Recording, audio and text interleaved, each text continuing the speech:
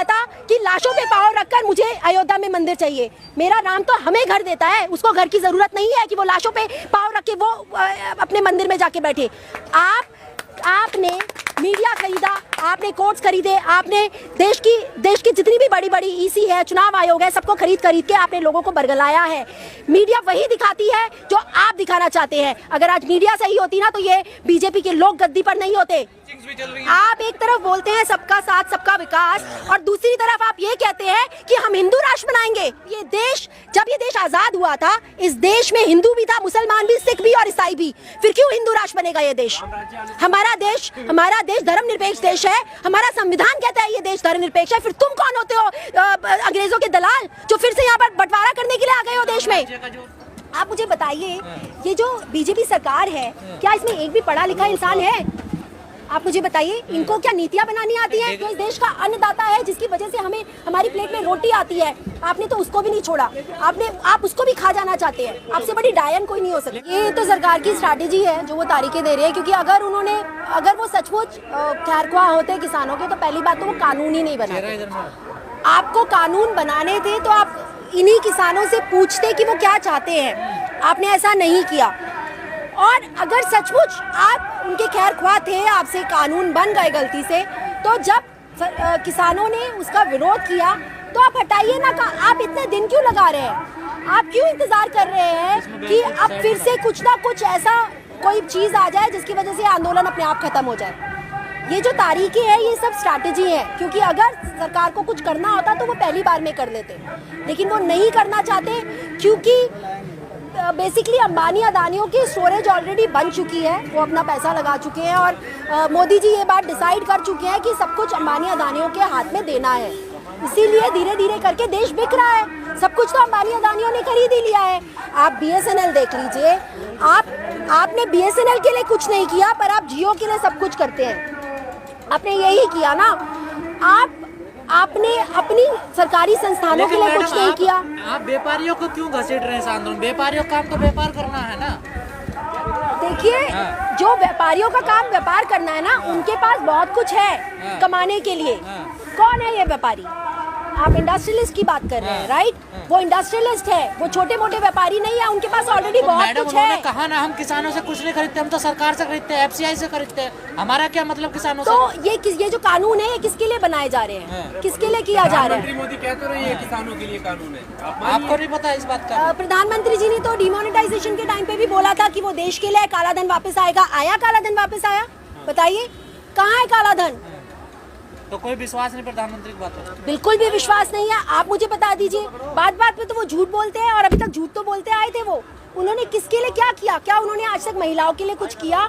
उन्होंने देश के नौजवानों के लिए कुछ किया? लोग लगातार नौकरियां भी खो रहे हैं, अपना व्यापार भी खो रहे हैं। क्या कर रहे हैं वो?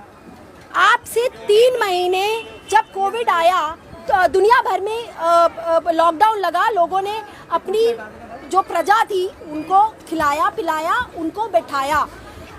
मोदी जी ने तो इसमें भी अपना जुमला फेंक दिया कि आत्मनिर्भर बनिए, क्योंकि हमारे पास कुछ नहीं है आपको देने के लिए। आपके पास कुछ है तो आप हमें दे दीजिए, हमें PM केयर फंड में डालना है। किसी ने पूछा उनसे कि कहाँ है वो पैसा PM केयर फंड वाला?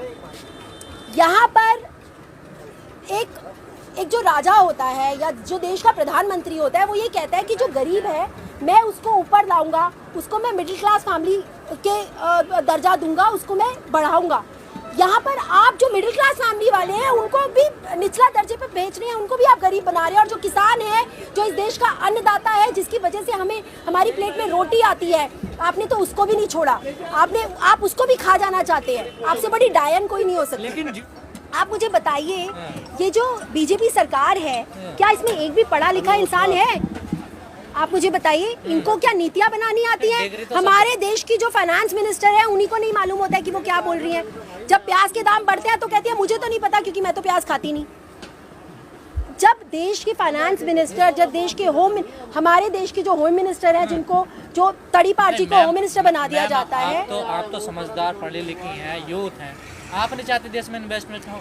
देखिए, मैं सिर्फ इतना चाहती हूँ कि मेरे देश का जो किसान है उसके हित में हो जो भी होना है। और अगर जो लोग किसान के हित की बात नहीं करते, जो लोग किसान के साथ नहीं खड़े हुए, मेरी नजर में वो देशद्रोही हैं, मेरी नजर में वो आतंकवादी हैं।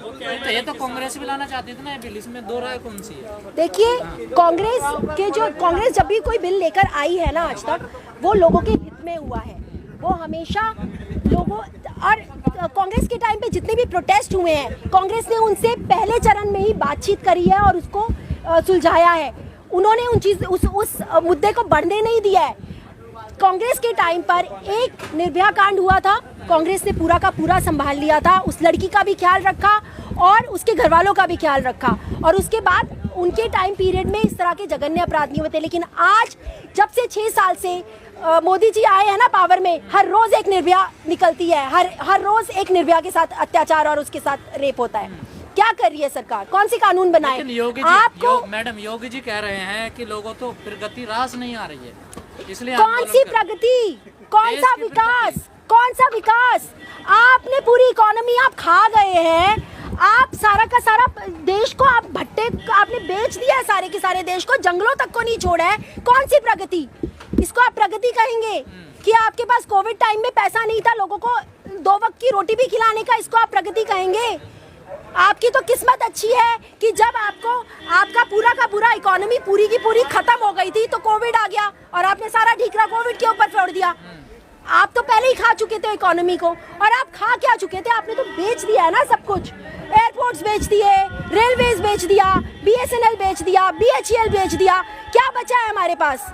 आप बताइए। सरकारी नौकरियां, मेरा पूरा परिवार सरकारी नौकरी में रहा है, मेरे पापा, चाचा, ताया सब लोग सरकारी नौकरी में रहे हैं। आज तो हम देखते नहीं कि कोई सरकारी नौकरी बची भी है। सारे लॉस में जा रहे हैं ना, तो सरकार करे क्या आखिर, बताइए। तो क्यों आप जियो को बढ़ावा दे रहे हैं? अपने BSNL को बढ़ावा देते ना, उसकी तरक्की कराते। कस्टमर का कौन लेना चाहता? तो BSNL के कस्टमर इसीलिए नहीं है क्योंकि आप प्राइवेटाइजेशन करते जा रहे हैं। अगर प्राइवेट कंपनीज आके आप उनको फैसिलिटीज देते हैं, उनको टावर्स देते हैं, तो उन्हीं का सब कुछ ठीक ठाक होगा ना। लेकिन मैडम नींव तो कांग्रेस ने रखी ना सब चीजों की, वो तो आगे बढ़ा रही है इसको, नया कहाँ कर रही है वो कुछ? अगर कांग्रेस ने नींव रखी थी ना, कांग्रेस ने संभाला था पूरे देश को। आप मुझे बताइए, मनमोहन सिंह जी के टाइम पर हमारा देश कितनी तरक्की कर रहा था जब पूरे वर्ल्ड में रिसेशन चल रहा था। एक हमारा इंडिया था जहाँ पर ना तो रिसेशन था और ना नौकरियों की कमी। हमारा देश तरक्की कर रहा था क्योंकि वो इकोनॉमिस्ट के हाथ में था, किसी गद्दार के हाथ में नहीं, किसी मर्डरर के हाथ में नहीं, हिंदू मुस्लिम करने वाले इंसान के हाथ में देश नहीं था। सबका साथ, सबका विकास, सबका विश्वास के नारे। विकास इतना बढ़िया। आप एक तरफ बोलते हैं सबका साथ सबका विकास, और दूसरी तरफ आप ये कहते हैं कि हम हिंदू राष्ट्र बनाएंगे। उससे दिक्कत क्या है आपको? क्यों दिक्कत नहीं होगी हिंदू राष्ट्र बनाने से? जब ये देश आजाद हुआ था, इस देश में हिंदू भी था, मुसलमान भी, सिख भी और ईसाई भी। फिर क्यों हिंदू राष्ट्र बनेगा ये देश? हमारा देश धर्मनिरपेक्ष देश है। हमारा संविधान कहता है ये देश धर्मनिरपेक्ष है। फिर तुम कौन होते हो अंग्रेजों के दलाल जो फिर से यहाँ पर बंटवारा करने के लिए आ गए हो देश में? जो नारा दे सब गलत है, बिल्कुल गलत है। आप मुझे एक बात बताइए, मैं हिंदू हूँ, मेरा राम तो ये नहीं कहता कि लाशों पे पाँव रखकर मुझे अयोध्या में मंदिर चाहिए। मेरा राम तो हमें घर देता है, उसको घर की जरूरत नहीं है कि वो लाशों पे पाँव रख के वो अपने मंदिर में जाके बैठे। आपने मीडिया खरीदा, आपने कोर्ट्स खरीदे, आपने देश की जितनी भी बड़ी बड़ी EC है, चुनाव आयोग है, सबको खरीद के आपने लोगों को बरगलाया है। मीडिया वही दिखाती है जो आप दिखाना चाहते हैं। अगर आज मीडिया सही होती ना तो ये बीजेपी के लोग गद्दी पर नहीं होते। आज अगर मीडिया सही होती तो, और अगर ये कहते हैं, एक मिनट सॉरी, लेकिन प्रधानमंत्री जी कहते हैं कि मैं चाय वाला और देखो मैंने देश संभाला है और मैं किसानों का भला करना चाहता हूं। तो मोदी जी से कहिए उतरिए गद्दी पर से और बिठाइए किसी किसान को उस गद्दी पर, तब मैं मानूंगी आप किसानों के बारे में।